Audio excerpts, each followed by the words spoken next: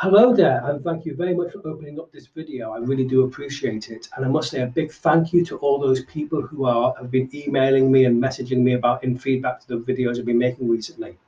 This is the first of my two videos that I'm making about the banning of Roy Chubby Brown from some venue in Sheffield.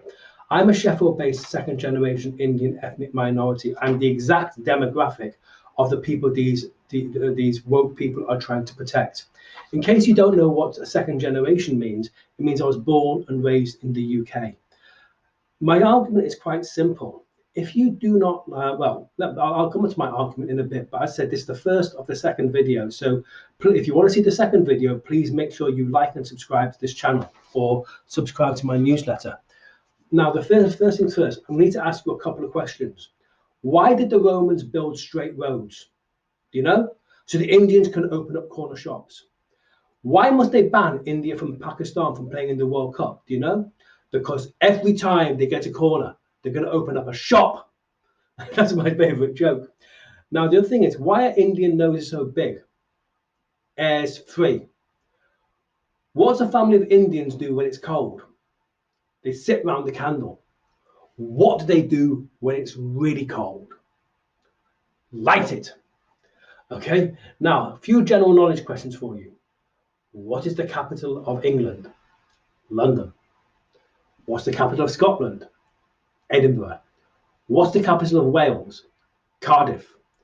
What's the capital of India? Leicester. And what is the capital of Pakistan? Bradford. That's some of my favourite jokes. My argument here is simple. If you do not like Roy Chubby Brown, don't go and see him. Nobody is making you go. Okay, no one's making you go. I'm the exact demographic of the people the woke brigade are trying to protect. I've got no problem with it. I will be the first to attend. The thing is, if they turn down the lights, I don't think he'll be able to see me unless I start smiling. That's my little joke. Now, I know what you're saying. I can hear the Indian people saying, "Oh, A, B, C, D, or Bounty Bar or coconut." Now, I can also hear you all saying, "What's he on about?" A, B, C, D is a term by Indian people called Albion Born Confused Desi. Desi being a person. They're saying you're a confused person because you don't know if you're Indian or English.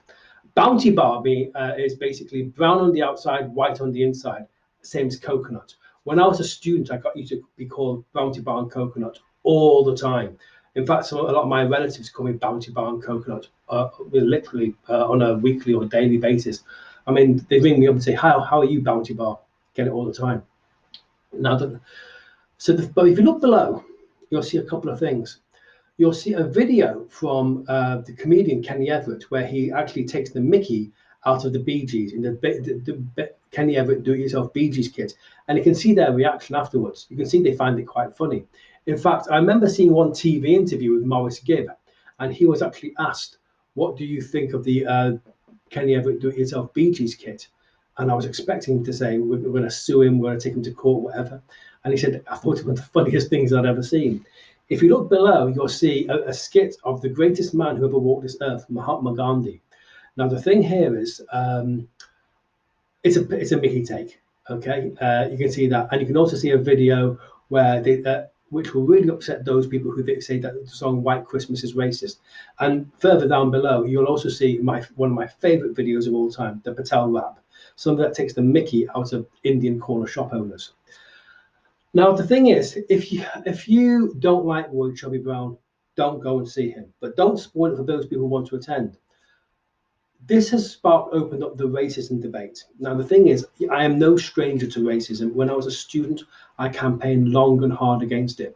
If you look below, you'll see a link to the article about I initiated the Commission for Racial Equality investigation into the University of Sheffield.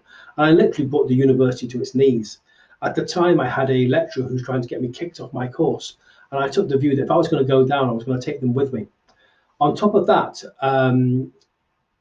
I was responsible for a CV experiment. I applied for some jobs with two identical CVs. One had an English name, one had an Indian name.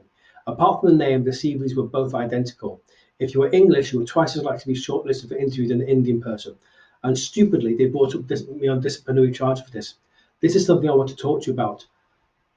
By banning Roy Chubby Brown, you're just bringing more attention to it. So what's more likely to happen is people are more likely to buy his DVDs, his CDs, or they're going to see him elsewhere, or he's going to do online webinars and people are more likely to attend. It's that simple. You're just going to bring more attention to it. There's no point in doing this. I remember in the late 1980s when some guy called Salman, well, let's go back another thing. McDonald's, the McLibel too were handing out leaflets outside McDonald's, and they took him to court, and it ended up becoming the world's longest, libel trial in British history, and it ended all with the European Court of Human Rights. They brought too negative attention to themselves. They could have just let it go. It wasn't going to, those leaflets weren't going to bankrupt McDonald's, but they brought about too much negative information, negative publicity to themselves. It was a big PR disaster. Roy Chubby Brown must be laughing at this because his ratings must have been rising through the roof. Before I go, just going to mention to you, I was just checking my notes there. This is my first of 2 videos on this. So if you do like what you've seen this video on Facebook, please like this this post and like my page so you get to see the second one. If you are on YouTube, please like this comment, this video, and subscribe to my channel. And if you're seeing this on my video blog, please share this to social media and go below and subscribe, because that way you can see the second one. Thank you very much for your time. I'll speak to you soon. Bye-bye.